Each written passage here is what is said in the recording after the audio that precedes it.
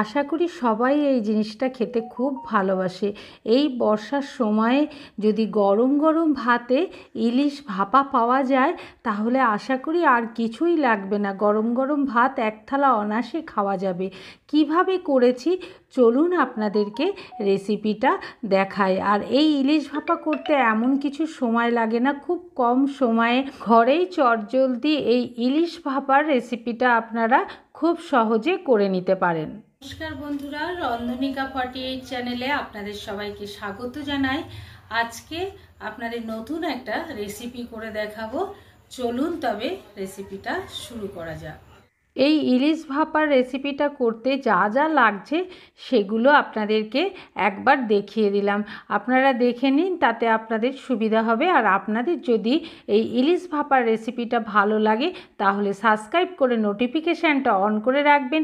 যখনই কোনো ভিডিও ফেলা হবে সবার আগে আপনাদের কাছে নোটিফিকেশান পৌঁছে যাবে। ইলিশ মাছটা খুব ভালো করে ধুয়ে নিতে হবে। ধোয়া হয়ে গেলে একটা থালার ওপর ইলিশ মাছগুলো খুব ভালো করে সাজিয়ে নিলাম। এইবার তার ওপর আস্তে আস্তে সর্ষের তেল দিয়ে দিলাম। তেল দেওয়া হয়ে গেলে এবার 1 চামচ কাশ্মীরি লঙ্কার গুঁড়ো ইলিশ মাছের ওপর ছড়িয়ে দেবো। তারপর স্বাদ অনুসারে লবণ দিয়ে দেবো। লবণ দিয়ে হলুদ দেবো 1/2 চামচ মতন।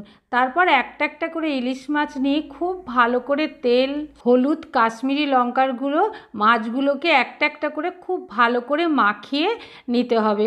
সব মাছগুলো একে একে মাখিয়ে নিলাম, নিয়ে কিছুক্ষণ মাছগুলোকে রেখে দিতে হবে। কিছুক্ষণ রাখলে মাছের ভেতর নুন আর তেল আর কাশ্মীরি লঙ্কার গুঁড়ো হলুদটা খুব ভালোভাবে ঢুকে যাবে, তাতে মাছটা খেতে খুব ভালো লাগবে। ইলিশ মাছটাকে ভালো করে মাখিয়ে সাইডে রেখে দিলাম। এবার মশলাটা যেগুলো লাগবে সেগুলো আপনাদেরকে দেখিয়ে দিই। প্রথমেই কাজু দিয়ে দিলাম, তারপর দিলাম কাঁচা লঙ্কা, এবার হলুদ সর্ষে আর কালো সর্ষে মিলিয়ে 1.5 চামচ মতন দিলাম, আর পোস্ত দিলাম 1 চামচ।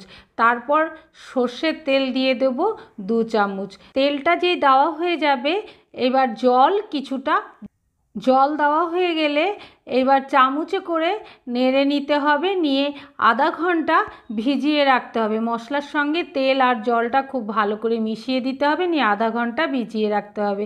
আধা ঘন্টা পরে ফিরে এলাম। একটা বাটি নিয়ে নেবো, বাটির ওপর একটা ছাকনা নিয়ে নেবো, ছাকনার ওপর মশলাগুলো সব ঢেলে দেবো। জলটাকে এইভাবে ঝরিয়ে নিতে হবে। জলটা যেই ঝরানো হয়ে যাবে একটা মিক্সি জার নিয়ে মিক্সি জারের ভেতর মশলাগুলো দিয়ে দিতে হবে। এই জলটা কিন্তু ফেলে দেবো না, এটা পরে কাজে লাগবে। ঢাকাটা লাগিয়ে কিছুটা পেস্ট করে নেব। পেস্ট কিছুটা করে নিলাম, নিয়ে ঢাকাটা খুলে নিলাম। তারপর 1/2 চামচ মতন লবণ দিয়ে দিলাম।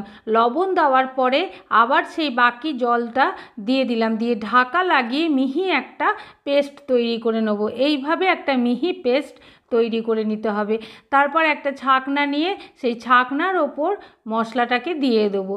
এইভাবে আপনারা ইলিশ ভাপাটা যদি করেন তাহলে খেতে খুব সুন্দর হবে, আর কোনো তেতোও হবে না, আর খেতে অসাধারণ লাগবে। ছাকনার ওপর মশলাটা দিয়ে দিলাম, নিচে একটা বাটি নিয়ে নিয়েছি। আস্তে আস্তে চামচে করে নাড়তে হবে, তাহলে সব মশলাটা আস্তে আস্তে বাটির মধ্যে বেরিয়ে আসবে।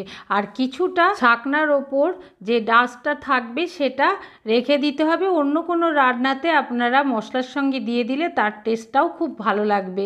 এইবার মশলাটাকে খুব ভালো করে ছেঁকে নিয়ে একটা বাটিতে রেখে দিলাম, আর অন্যদিকে কড়াইটা গরম করতে বসিয়ে দিয়ে তাতে জল দিয়ে দিলাম। জলটা আস্তে আস্তে গরম হোক। আর এইদিকে টিফিন বাটি একটা নিয়ে নিয়েছি, প্রথমে কিছুটা মশলা দিয়ে দিলাম। আপনারা দেখতে পাচ্ছেন মশলাটা কতটা মিহি হয়েছে আর একটা ক্রিমি ভাব এসছে।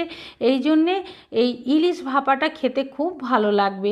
তারপর একে একে মশলা মাখানো ইলিশ মাছগুলো দিয়ে দিলাম। প্রথমে 3 পিস দিয়ে দিলাম, তারপর আবার কিছুটা মশলা দিলাম, দিয়ে ওপরে আরও 2 পিস দিয়ে দিলাম। এইবার ওপরে যেই দেওয়া হয়ে গেল ইলিশ মাছগুলো, আরও কিছুটা মশলা ওপর থেকে দিয়ে দেবো, নিয়ে পুরো ইলিশ মাছটাকে এইভাবে ভালো করে ঢেকে দিতে হবে। আর ওপর থেকে গন্ধের জন্য কাঁচা লঙ্কা দিয়ে দেবো। কাঁচা লঙ্কা যেই দেওয়া হয়ে যাবে সর্ষের তেল 2 চামচ মতন দিয়ে দেবো, দিয়ে ঢাকাটা লাগিয়ে দিলেই মোটামুটি ইলিশ মাছটা রেডি হয়ে গেল। গরম গরম ভাতে ইলিশ মাছের গ্রেভির সঙ্গে এই কাঁচা লঙ্কাটা ঘষে ইলিশ মাছ দিয়ে খাবেন, খেতে দেখবেন কত সুন্দর লাগবে। টিফিন বাটির ঢাকাটা লাগিয়ে নিলাম। লাগিয়ে নিয়ে কড়াইয়ের মধ্যে বসিয়ে দিলাম। তারপর একটা ঢাকা দিয়ে দিলাম। ঢাকা দিয়ে 20 মিনিট মিডিয়াম টু লো ফ্লেমে বসিয়ে রেখে দিলাম। 20 মিনিট পর ফিরে এলাম, ঢাকাটা খুলে নিলাম। একটা ছান্না দিয়ে টিফিন বাটিটা আস্তে আস্তে নামিয়ে নিচে রেখে দিলাম।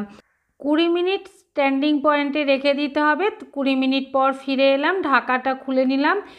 ঢাকাটা খোলার পর এত সুন্দর একটা গন্ধ বেরোলো, আপনাদের বলে বোঝাতে পারবো না। যাই হোক, মোটামুটি ইলিশ ভাপাটা আমাদের রেডি হয়ে গেছে। আশা করি আপনাদের খুব ভালো লেগেছে।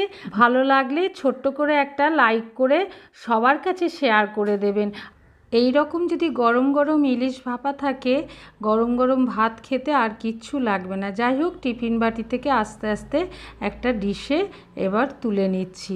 তারপর গরম গরম ভাত দিয়ে সবাইকে পরিবেশন করে দেবো। আপনাদের কেমন লেগেছে অবশ্যই জানাবেন, আর ভালো লাগলে কমেন্ট করবেন। কমেন্ট করলে অনেক উৎসাহ বেড়ে যায়, আনন্দও হয়। আর এই রকম গরম গরম ভাপা ইলিশ আপনারা অবশ্যই বাড়িতে একবার করবেন আর সবাইকে খাওয়াবেন। বর্ষার সময় ইলিশ মাছ খেতে খুব ভালো লাগে। গরম গরম ভাত নিয়ে নিয়েছি আর ইলিশ মাছ দিয়ে দিচ্ছি, তার সঙ্গে কাঁচা লঙ্কা আর একটু গ্রেভি দিয়ে পরিবেশন করে দিলাম। আপনারা সবাই ভালো থাকবেন, সুস্থ থাকবেন, সাবধানে থাকবেন। পরে আবার আপনাদের সঙ্গে নতুন একটা রেসিপি নিয়ে দেখা হবে।